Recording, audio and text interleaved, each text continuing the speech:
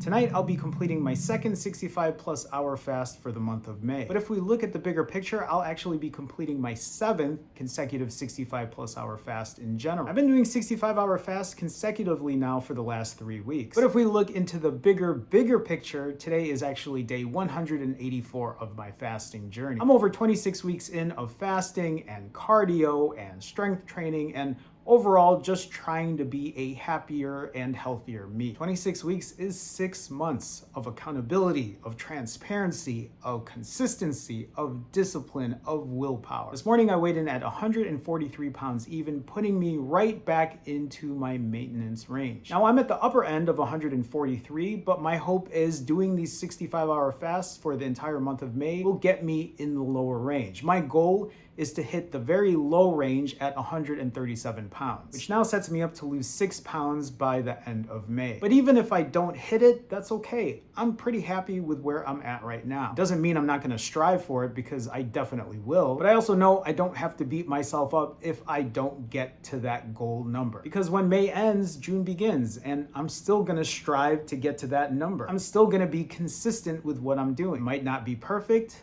but it can be consistent. Now, if you're new to my channel or you're unfamiliar and you're wondering, well, what put you out of your range? That's because I was on a 10-day vacation where I gained 21 pounds. Yes, 21.2 pounds in 10 days. But I've now lost 16.2 pounds in 20 days after eating anything and everything I wanted to, with no time limits, no restrictions in those 10 days. And I know I've only lost 1 pound in these last 2 fasts, but does that mean I give up? No, absolutely not. I also know that I'm at a very lean weight right now, and the pounds just aren't gonna shed off like they did when I was 80-ish plus pounds back then. And let's not forget that the scale probably isn't even moving down as quickly as it would for other people because of the way I eat. Because I eat 6,000 calories, sometimes even more than that, I know that 90-hour fasts is what will get me to really lose weight, and 65-hour fasts will get me to lose weight, but at a very slow, shorter, smaller pace. But I'm okay with that because I'm very happy with where I'm at right now, and I'm in no rush. It's also very mentally relieving for me to be able to fast for only 65 hours versus 90 plus. So if you are doing this May fasting challenge with me and you're continuing on your 65-hour fasts, you should probably be getting better results, considering you probably are not eating 6,000-ish calories per refeed. But here's the thing too, it's not just about fasting. Since May 1st, I have been going out for at least a 1-hour walk 6 out of the last 7 days.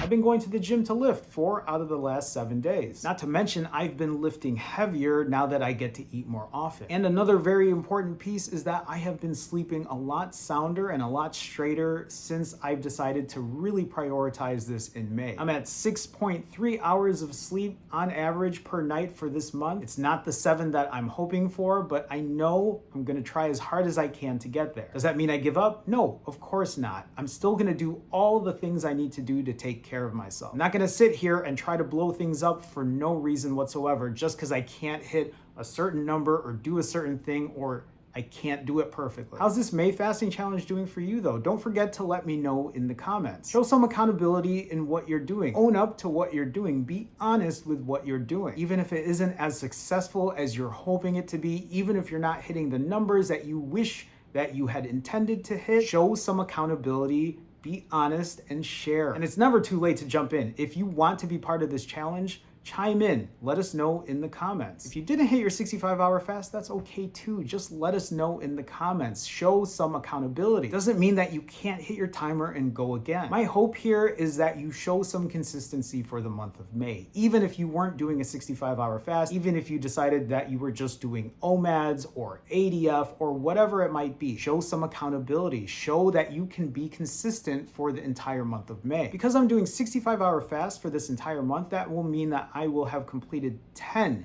65-hour fasts for the month of May. It's not easy, but I'm committed. I said I was gonna do it, and here I am doing it. Just like I said I would do 90-hour fasts indefinitely 6 months ago. I'm doing a 42-hour fast. That's what I'm going to start with. There's a big part of me that wonders if I can really do it because it's been such a long time. Even if I don't, like, I'll be happy with what I can get. But my plan is to start a 42-hour fast starting midnight tonight. And then after that, I'm doing a 65-hour fast. And if I can get through that 65-hour fast, the plan after that is to do rolling 90s. And I'm going to do that indefinitely until I hit my goal weight. My goal weight is going to be somewhere around 135 and 145 pounds. I think the real goal here is to find time to give yourself a break from eating, but also consistency in the way you eat. And then I did 34 consecutive 90-plus-hour fasts to lose 80 pounds and hit my goal weight. I remained disciplined. It wasn't easy, but I stayed committed. I'm not sitting here saying you need to be this disciplined. I'm not sitting here saying you need to be this committed. I'm just asking you for consistency, to be consistent in what you're doing. I'm just asking that when, not if, but when you don't hit your intended fasting hours, that you just don't blow everything up, that you don't walk away from it and never come back again, or it takes you weeks or months to come back again. That when you don't go for a walk or a jog or a cardio session, or you miss a day at the gym, or you have a bad day at work, or something is stressing you out, that you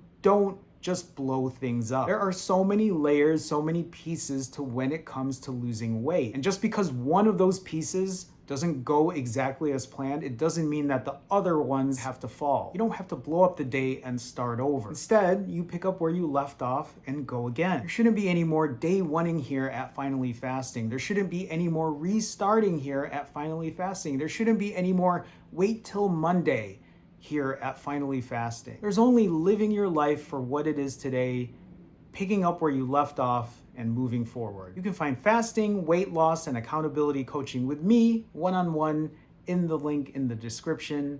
I'll see you in the next one.